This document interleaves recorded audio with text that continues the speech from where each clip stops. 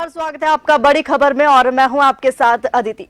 चलिए खबरों पर बात करेंगे, लेकिन सबसे पहले चर्चा तालिबान के अफगानिस्तान के सत्ता पर काबिज होने की। इसके बाद से पैदा हुए हालातों को लेकर नई दिल्ली में भारत समेत 8 देशों के राष्ट्रीय सुरक्षा सलाहकारों की मीटिंग हुई। इसमें ईरान, रूस के अलावा 8 देश शामिल हुए। इस मीटिंग के बाद सभी एनएसए ने प्रधानमंत्री नरेंद्र मोदी से मुलाकात की। इस मीटिंग का नाम Delhi regional security dialogue on Afghanistan रखा गया था।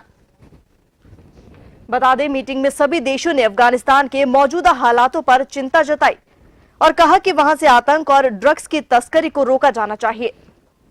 मीटिंग के बाद सभी एनएसए ने प्रधानमंत्री मोदी से मुलाकात की। इस मीटिंग का नाम Delhi regional security dialogue on Afghanistan रखा गया। वहीं भारत के एनएसए अजीत डोभाल ने मीटिंग का नेतृत्व किया। बैठक में पाकिस्तान और चीन ने शामिल होने से पहले ही मना कर दिया था। वहीं चीन ने शेड्यूल का बहाना बनाकर बैठक में आने से इनकार किया था।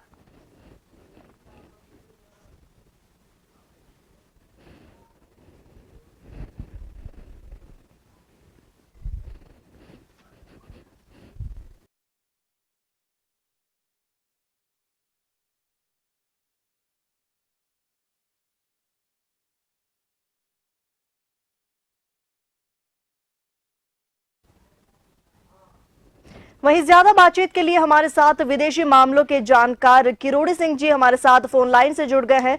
किरोड़ी सिंह जी, अफगानिस्तान का जो हालात हुआ है उसके बाद तमाम चर्चाएं चली, पूरी दुनिया में ये चर्चाएं चली कि किस तरह अफगानिस्तान का सत्ता होगा और उससे आतंक की खतरा सभी देशों को बढ़ जाएगा। कितनी अहम इस मीटिंग को मानते हैं?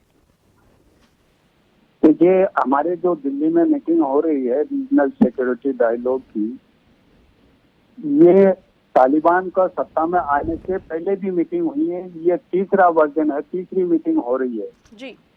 तो अफगानिस्तान की हालात तालिबान आने के बाद में ज्यादा बिगड़ गई और इस क्षेत्र में खतरा बढ़ गया।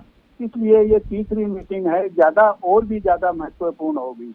पहले मीटिंग भी महत्वपूर्ण थी, लेकिन ये ज्यादा महत्वपूर्ण हो गई।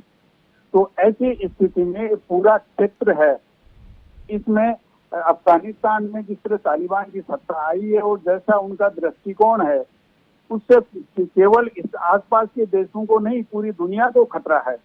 और दुनिया ने जब संयुक्त राष्ट्र संघ को ये कहा कि आप कुछ करो, तो संयुक्त राष्ट्र संघ ने तो सेक्रेटरी जनरल ने यहाँ पे कह दिया कि ये फैंटासी है कि यूएनओ कुछ कर सकता, यूएनओ कुछ नहीं कर सकता। तो ऐसी स्थिति में जो रीजनल पावर्स हैं, उन्होंने इनिशिएटिव लिया। तो उसमें ये भारत में जो मीटिंग की है रीजनल सिक्योरिटी डायलॉग, ये महत्वपूर्ण है। इसके साथ साथ पाकिस्तान ने भी एक ट्राइका प्लस की है, उसमें भारत को इनवाइट नहीं किया है। अमेरिका है, रशिया है, चीन है। तो क्या चीन, रशिया और अमेरिका ने पाकिस्तान को ये समझाने की कोशिश की है कि भारत को बुलाना चाहिए? ये भारत के लिए बहुत महत्वपूर्ण है, क्योंकि इससे लगता है कि भारत को एक तरफ से सतर्क करने का प्रयास किया जा रहा है। इसी तरह ईरान ने 2 हफ्ते पहले विदेश मंत्रियों की मीटिंग की, उसमें भी भारत को नहीं बुलाया गया है। तो ऐसी स्थिति में क्या भारत को एक तरह से अलग थलग करने का कोई प्रयास तो किसी देश का, किसी कुछ शक्तियों का नहीं चल रहा है? क्योंकि आप और हमारे सामने आज चीजें इतनी सूचनाएं नहीं होती हैं। हमारे नीति निर्माताओं के पास निश्चित रूप से कोई इंटेलिजेंस इनपुट वगैरह होंगे, लेकिन जिस तरह का हालात बन रहा है उसमें भारत अपनी भूमिका किस तरह से निभा पाए और भारत के साथ कौन कौन से देश आ सकते हैं, ये बहुत महत्वपूर्ण है। भारत और जो यहाँ सेंट्रल एशिया के देश आ रहे हैं मीटिंग में, वो सब तालिबान के अगेंस्ट में वहाँ नेशनल रेजिस्टेंस फ्रंट है, उसके सिंपैथाइजर हैं। लेकिन इन सब देशों का, ईरान सहित सेंट्रल एशिया के देशों का तालिबान के साथ किसी न किसी रूप में डायलॉग चल रहा है, लेकिन भारत का कोई बहुत ज्यादा महत्वपूर्ण डायलॉग तालिबान के साथ नहीं है। तो क्या ये देश खुलकर जो नेशनल रेजिस्टेंस फ्रंट है उसका सपोर्ट करेंगे? अभी कोई देश सपोर्ट नहीं कर रहा है। न तो तालिबान के विरोधी जो नेशनल रेजिस्टेंस फ्रंट है उसका समर्थन कर रहे हैं, न कोई तालिबान को मान्यता देने का प्रयास कर रहा है या कह रहे हैं। केवल पाकिस्तान ये कह रहा है कि तालिबान को मेन स्ट्रीम में लाया जाए, मान्यता दी जाए। तो पाकिस्तान ने क्या अफगानिस्तान के प्रतिनिधि को भी बुलाया है? पाकिस्तान में जो ट्राइका प्लस मीटिंग हो रही है, लेकिन जो भारत में मीटिंग हो रही है उसमें तालिबान को नहीं बुलाया गया है। इसलिए नहीं बुलाया गया है कि उससे तालिबान को एक तरह की लेजिटिमेसी मिलती। तो भारत ने नहीं बुलाया है, पाकिस्तान ने बुलाया है, ईरान ने भारत को नहीं बुलाया है। और इसके साथ जो अमेरिका के एनवॉय हैं वो पाकिस्तान में मीटिंग के साथ साथ यूरोप के देशों की विजिट करेंगे, एशिया के अलग अलग देशों की विजिट करेंगे और भारत भी उनका आने का प्लान है। तो जो अफगानिस्तान पर अमेरिका के एनवॉय हैं उनका क्या दृष्टिकोण है, वो भारत को क्या समझाने का प्रयास करेंगे, अभी ये देखना है। क्योंकि अमेरिका ने जो ट्राइका प्लस पाकिस्तान में मीटिंग हो रही है, क्या भारत को बुलाने के लिए पाकिस्तान पे कोई दबाव बनाया या नहीं बनाया, और नहीं बनाया तो क्यों नहीं बनाया, या रसिया भारत के नजदीक है, रसिया भारत में भी मीटिंग हो रही है, इसमें भी आ रहा है और पाकिस्तान वाली में भी जा रहा है, तो रसिया दोनों तरफ जा रहा है। तो ऐसी स्थिति में भारत को किस तरह से कूटनीति चलानी चाहिए, ये सोचने की बात है आरती जी। जी करोड़ी सिंह जी, आपके अनुसार जो मीटिंग हुई है वो अहम है, लेकिन इसके बाद भी कई तरह के सवाल खड़े हो रहे हैं तमाम देशों पर भी, और भारत को लेकर भी कई तरह के सवाल यहाँ पर खड़े हो रहे हैं। बहरहाल धन्यवाद तमाम जानकारी के लिए करोड़ी सिंह जी, हमारे साथ आप जुड़े और पूरी जानकारी दी।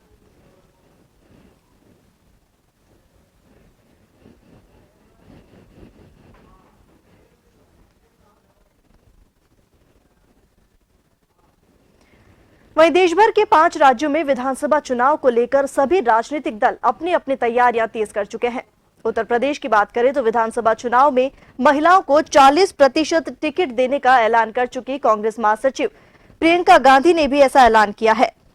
उन्होंने एक और ऐलान किया। प्रियंका गांधी ने इस बार आशा और आंगनवाड़ी वर्कर्स के लिए बड़ा ऐलान करते हुए कहा कि यदि 2022 में कांग्रेस पार्टी की सरकार बनती है तो आशा और आंगनवाड़ी वर्कर्स को 10,000 रुपए प्रति माह मानदेय मिलेगा। प्रियंका गांधी ने ट्वीट कर कहा कि कांग्रेस पार्टी आशा बहनों के मानदेय के हक और उनके सम्मान के प्रति प्रतिबद्ध है और सरकार बनने पर आशा बहनों और आंगनवाड़ी कर्मियों को 10,000 रुपए प्रति माह का मानदेय मिलेगा। तो 5 राज्यों में विधानसभा चुनाव होने हैं, जिसे लेकर राजनीतिक दल पूरी तरह सक्रिय हो गए हैं। वहीं प्रियंका गांधी वाड्रा का एक के बाद एक चुनावी वादा यहां पर दिखाई दे रहा है। एक और बड़ा ऐलान उन्होंने किया है। आशा और आंगनवाड़ी वर्कर्स के लिए यह बड़ा ऐलान हुआ है।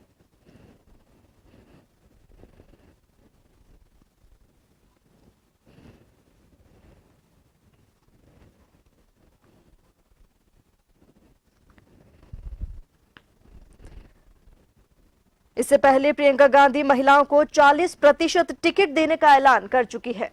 कांग्रेस पार्टी में महासचिव प्रियंका गांधी ने एक और बड़ा ऐलान किया है और इस बार आशा और आंगनवाड़ी वर्कर्स को 10,000 रुपए प्रति माह देने का ऐलान किया है।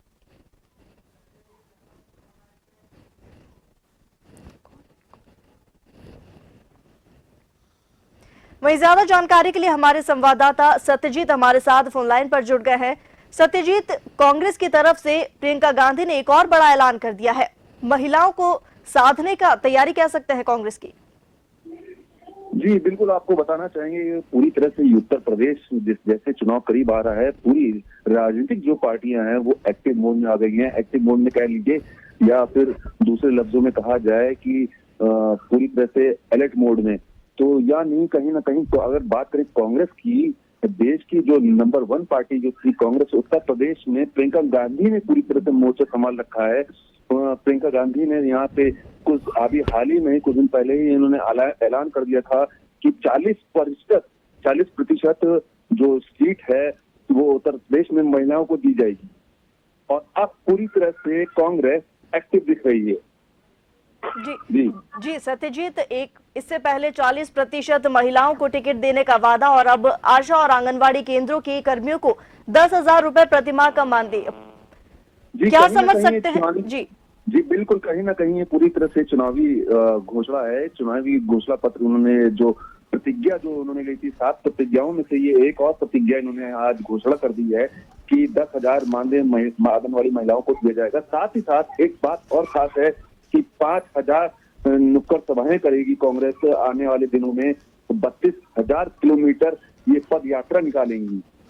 जी तो इसे एक बहुत एक्टिव कदम बताया जा सकता है प्रियंका गांधी का कांग्रेस की तरफ से, क्योंकि एक बड़ी पार्टी। जी बहुत बहुत धन्यवाद सत्यजीत तमाम जानकारी के लिए। तो यूपी में एक बार फिर प्रियंका गांधी सक्रिय हो गई हैं।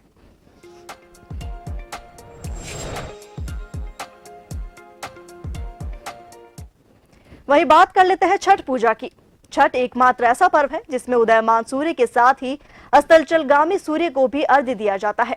छठ के इस पर्व पर देवादिदेव महादेव की नगरी काशी के सभी गंगा घाटों पर व्रती महिलाओं सहित संध्या को गंगा घाटों के किनारे खड़े होकर डूबते सूर्य को अर्घ्य देकर व्रती महिलाओं ने भगवान से अपने पुत्र की लंबी आयु की कामना के लिए प्रार्थना की।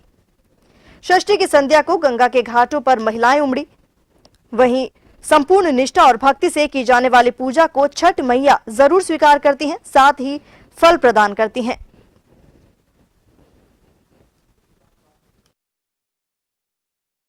बहुत कठिन व्रत है, बहुत तपस्या का व्रत है। सब मनोकामना पूरा हो जाता है इस व्रत से।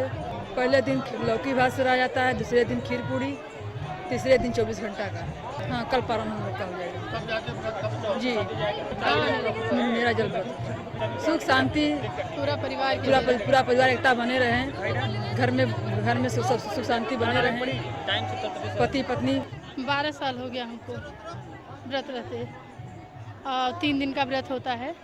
बहुत ही कठिन व्रत है, मगर माता जी सब पूरा कर देती है, अच्छे से बीत जाता है, कोई परेशानी नहीं होती है। परिवार के लिए क्या मांगती हैं आज? बस मेरे परिवार में एकता और खुशी बनी रहे हमेशा। इसी तरह जैसे हम लोग हैं वैसे हमेशा छठ माता हम लोगों को रखे, हंसी खुशी मिलजुल के। वहीं छठ पूजा की सीधी तस्वीरें दिखाने के साथ हमारे साथ लाइव हमारे संवाददाता जुड़ गए हैं। गोरखपुर से प्रिंस तिवारी हमारे साथ सीधे जुड़ गए हैं और औरंगाबाद से संजीत कुमार सीधे जुड़ गए हैं। प्रिंस तिवारी, सबसे पहले जानना चाहेंगे क्या माहौल, किस तरह का माहौल छठ पूजा का इस बार नजर आया है?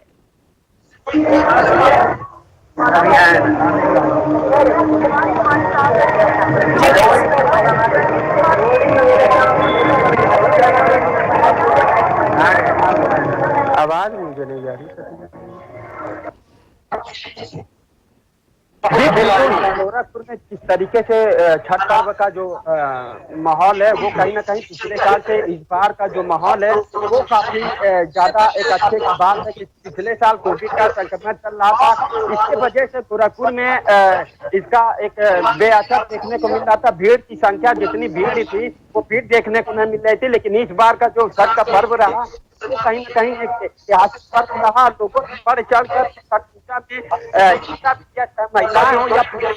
और वहीं गोरखपुर के तकिया घाट पे करीब लाखों की संख्या में श्रद्धालु वहाँ पे आए, लोगों ने अर्घ दिया। छठ पूजा के नारे के साथ वहाँ पे जल जयकारे लगाए।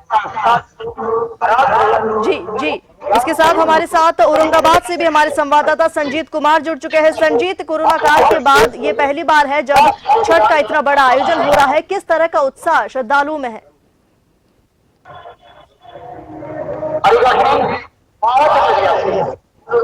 जी संजीत। हेलो। जी छठ पर्व आज के तीसरे दिन है और जैसा माहौल देखा जा रहा है कोरोना काल के बाद बहुत सारे संख्या में लोग श्रद्धालु यहाँ पे एकत्रित हुए हैं। करीब लाखों लाख की संख्या में लोग कोरोना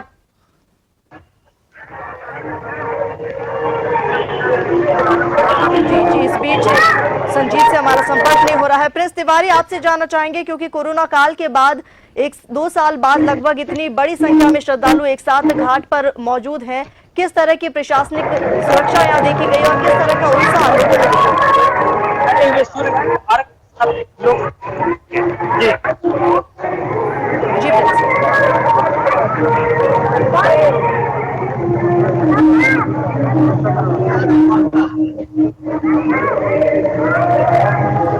तो हमारी आवाज फिलहाल नहीं पहुंच पा रही है, लेकिन आपको बता दें कि छठ महापर्व जो है बड़ी धूमधाम से मनाया जा रहा है, जो वहीं बिहार में भी और उत्तर प्रदेश में पूरी जगह, सिर्फ बिहार और उत्तर प्रदेश नहीं, इस बार पूरे भारत में छठ महापर्व की धूम है और महिलाएं घाट पर डूबते सूर्य को अर्घ्य देती हैं और उसके बाद उगते सूरज को भी महिलाएं अर्घ्य देती हैं।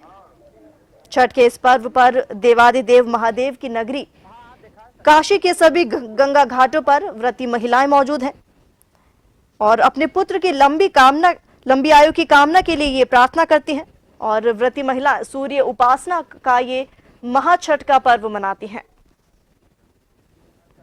तो सूर्य उपासना का ये पर्व है जहां श्रद्धालु गंगा घाट पर आते हैं। महिलाएं अपने पुत्र की लंबी आयु के लिए इस व्रत को करती हैं और पानी में खड़े होकर बताया जाता है कि देश में छठ का पर्व जो है, छठ का व्रत जो है वो सबसे कठिन माना जाता है महिलाओं के लिए। तो लोक आस्था का ये पर्व है जहां महिलाएं अपने पुत्र की लंबी आयु की कामना के लिए इस व्रत को करती हैं। मैं फिर में आ जाऊं सर।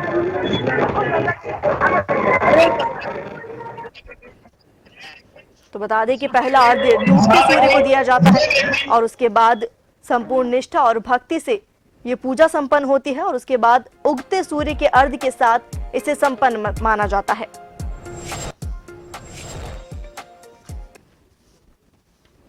बता दें संध्या को गंगा के घाटों के किनारे खड़े होकर डूबते सूर्य को महिलाएं अर्घ्य देती हैं और उसके बाद उगते सूर्य के अर्घ्य के साथ इस पूजा को संपन्न माना जाता है। तो 4 दिनों तक ये महापर्व मनाया जाता है जिसमें पहले दिन नहाए खाए के साथ इस पूजा की शुरुआत होती है, दूसरा दिन खरनी होता है, वहीं तीसरा दिन छठ जिसमें सूर्य को अर्घ्य दिया जाता है और चौथे दिन उगते सूर्य को अर्घ्य दिया जाता है। तस्वीरों में आप देख सकते हैं सूर्य उपासना का महापर्व छठ मनाया जा रहा है।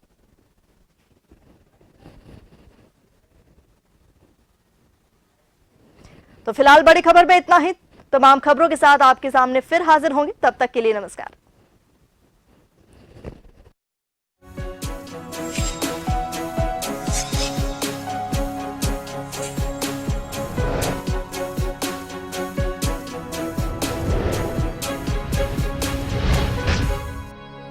जन टीवी की लेटेस्ट अपडेट पाने के लिए हमारे चैनल को जरूर सब्सक्राइब करें और नोटिफिकेशन पाने के लिए बेल आइकॉन दबाएं।